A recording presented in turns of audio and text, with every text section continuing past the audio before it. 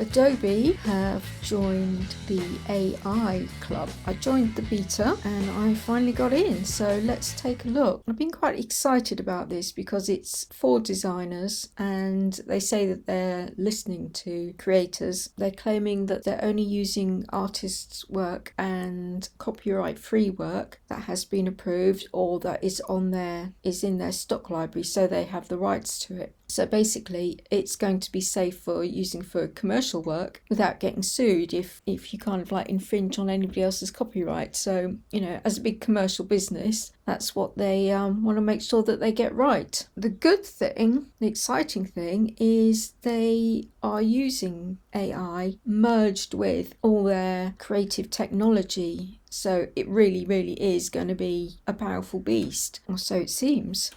Some of the exciting things are what it can do with text, which is what Midjourney kind of does, but it won't. It won't give you all the letters that you want, whereas this new Adobe Firefly will, as we shall take a look. But yeah, as I was saying, they're putting the creators first and are committed to developing a creative generative AI responsibly with creators at the centre. So to give creators every advantage. Watching the live recently, here's what the VP had to say. Hey everybody, I'm Eric Snowden. I'm the VP of Design at Adobe, and my team has been working hard with a lot of other teams at Adobe to bring Firefly to life, and I'm coming to you from New York. There's a couple of key, principles you would say that we've been following. The first one is really accelerating creativity, right? It's like you as the artist or the creator and AI working together to make something take less time and sort of really like augmenting your creative flows. The other thing that we think about a lot is creator first. We want to make sure that people know what's in the model, how the model was trained.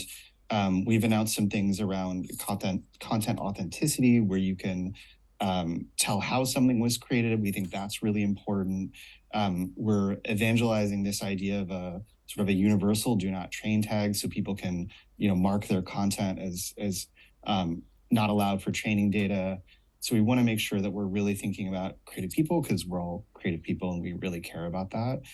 And then I think maybe the last thing we think about a lot is control. And so we believe that taking something like Firefly and combining it with Adobe's creative tools, like that's the real secret weapon, right? It's combining those two things together. So you have the power of generative AI and then the tools you already know. And we're already seeing people make incredible things with those two, with that combination. I think what our model is trained on, which is Adobe stock licensed image and things where copyright has expired.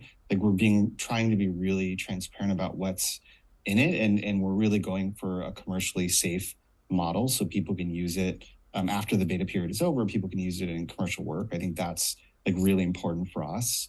The other thing that's really interesting is Adobe has 40 years of awesome technology that we can sort of mix in with Firefly. And so the results you're seeing aren't always just straight out of the model. We're using all of Adobe's magic to kind of like make the results the best possible. And so the combinations of, 40 years of imaging technology and then a great image generation, there's some cool stuff we can do. But ultimately, like the end goal for us is getting these capabilities into the Adobe products you're already using. Like that's our North Star. But the real goal is to get Firefly into all of our tools to help you all be more productive. Okay, so shall we take a look and have a little play? So here we are in.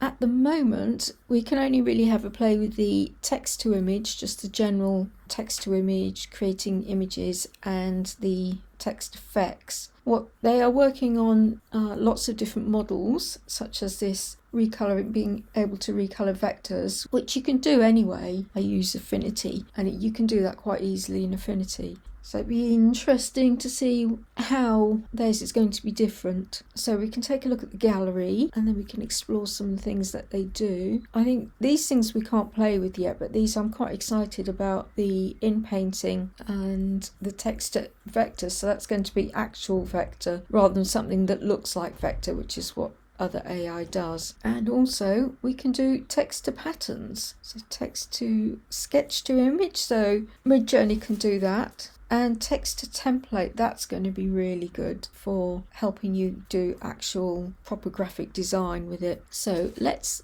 go in and do some text effects. So here we have a look at the gallery. They're allowing you to try the prompt if you see something that you like. So if you see on the thumbnail image, I already had a play with this and created a beery effect. Let's do quite like the tiger or the snake skin. Try prompt.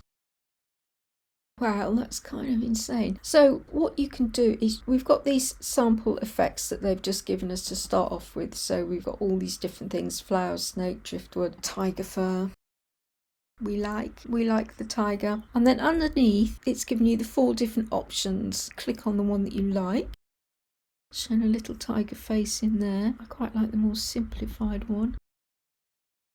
So if you want the effect just to remain inside the text, you want to clip on the tight, or it's got a medium or a loose, and that displays the effect outside of the letters as well. So you've got little shedding bits of fur coming outside of the letters. There's a select variety of fonts that you can choose from, so not many for now, but hopefully they'll be adding more once they go live. This is obviously the beta that we're playing with at the moment. So the loose for this effect is probably a little bit too much, so let's just do the medium. And at the bottom here you can change the background colour. So you can have no colour if you want to just create a PNG and then have it overlay on something, or you can have a background colour, so that helps you also see what's going on the outside. Instead of tiger fur, let's try pink leopard fur. Ooh, that's kind of nice, isn't it? Let's change the font. Oh, I like it. That's so good, isn't it? That's really cool. So then you get these 4 options, but you can also, if you rate it, then the machine knows closely match. Yeah, and you submit feedback so the machine knows it's done good. So you can download, and you can also submit to the gallery or copy it to the clipboard, or if it's shown something dodgy, you can report it. You can also refresh and it will give you another 4 options. You can also change the word. Love it. So what else did we have in here that we can look at? I noticed we've got some denim. I just designed a book cover recently that involved denim. For a band that were quite known for wearing double denim, so this would have been quite handy actually for that, but we can't use it for commercial purposes at the moment while it's still in beta. When you download, there'll be a logo overlay, and the only thing I did notice this on some of the others is I don't like the fact that it actually includes letters within the letters, if you see what I mean. It's got a little B there and some other different artifacts, and we don't really want it saying meow, do we? So it's kind of cool if you but yeah, if you can kind of dial back the artifacts, that would be good. You know, give it some sort of a ratio. That would be a good addition actually. And then what else should we look at? Plastic wrap. That sounds interesting. Oh, that's a good one as well, isn't it? This needs to be tight, I think. That's the text effect. Have fun playing with that. So this is broken glass. Oh, that's nice. It's like sea pebbles. Ocean glass. Ocean ass. Oh, sorry. Ocean glass. That's very pretty. We like that. Okay, right, so that's the text effects. Oh, sequins. We didn't look at that one, did we? Didn't notice that. Oh yeah, that's fab, isn't it? Glitz. Okay, I had to stop because so typically the neighbours started up with their garden machinery. So let's have a look at their gallery. Let's get inspired. Although they say that they are training the models only on kind of like people who have approved to be used for AI, including their stock gallery, I wonder what they're doing about all the AI stock images that have been uploaded to their stock gallery. I've uploaded some images that I've made in Midjourney, so I don't know whether that... Although we do have to label them as generative art, so maybe they're excluding that from their scrapey library, whatever you want to call it. I mean, the quality looks really good, but one of the cool things, once we get in and start creating something, I'll show you, is that you can change the aspect ratio. So let's do widescreen. Their user interface is really very, very user-friendly. You can change the content type to photographic or art. Let's see what graphic looks like. And then we've got styles. I was playing about on Midjourney actually with travel posters, and I thought a travel poster to Mars might be quite fun, so these would be quite good for that. in the styles, popular movements. Oh, let's do pop art. Your little selections come up here at the bottom, and then you can just delete them if you want. And let's try that in a cyberpunk style. And then we've also got options for colour and tone. They're all good, aren't they? So let's give it a muted colour. Oh, let's give it backlighting. And composition, let's do shot from below, a narrow depth of field.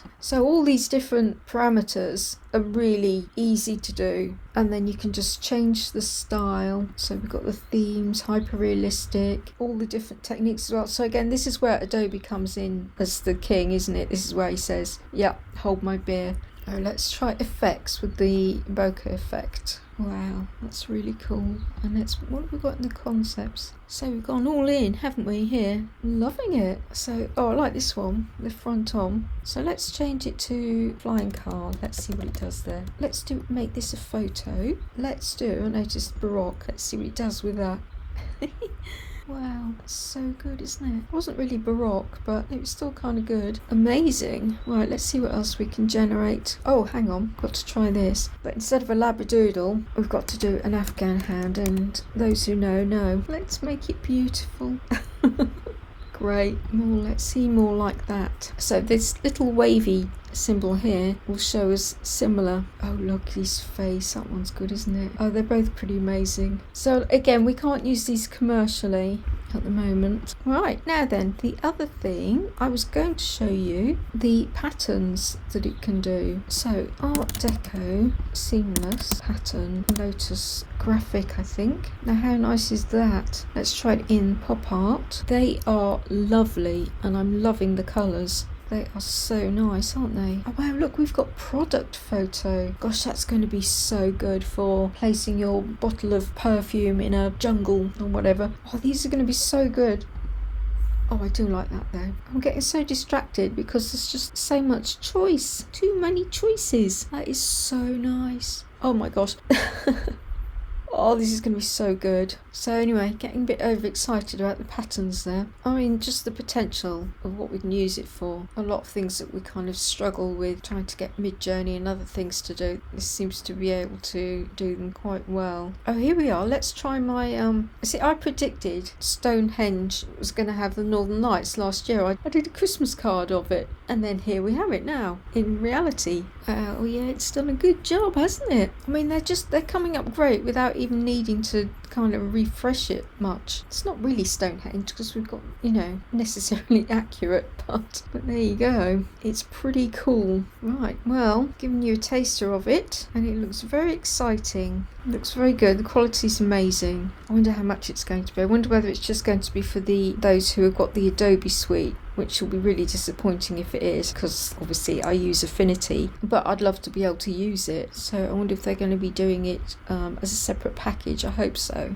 because it's going to be really, really good for designers. And, as a designer, you can use it guilt-free, knowing that we're not treading on anybody's artwork styles. Oh, that's the other thing. I'll put a clip of the VP saying they're exploring at the moment where you can train your own model on your own style of art. So I said the model at the moment, it's obviously, it won't give you somebody else's style of art, which is what all the other AI things do. If you do in the style of blah blah blah, the artist, that's where a lot of the kind of like copyright problems and all that sort of thing are coming up, because it's emulating someone's style that they've spent years and years perfecting. Adobe are saying they're kind of excluding that. They're not allowing you to choose anybody else's style. However, if you want to create a model with your own style, you will be able to train it to do that. So that's going to allow you to develop your style and to create stuff in your own individual style, which is phenomenal. That is so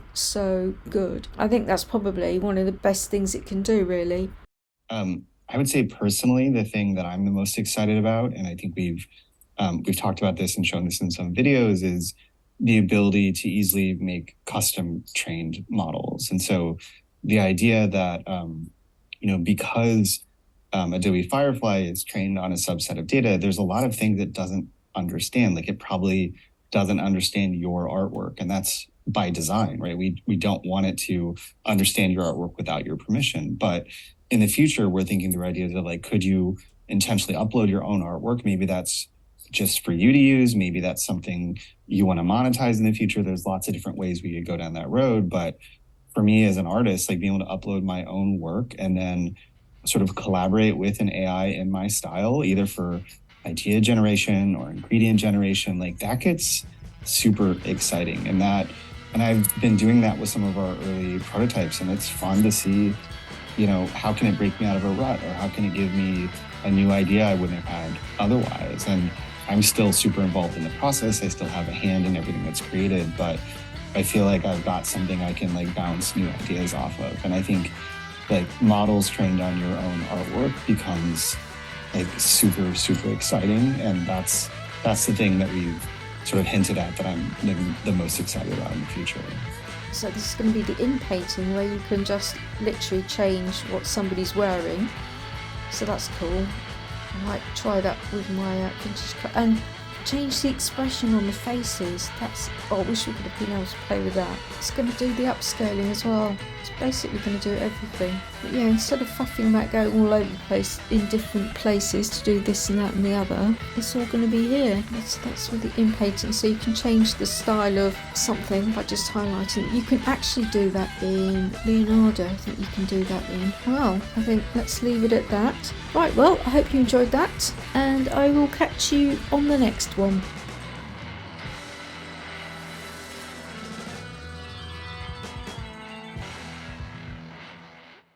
Thanks for watching. I'd love you to like and subscribe. It will really help my channel.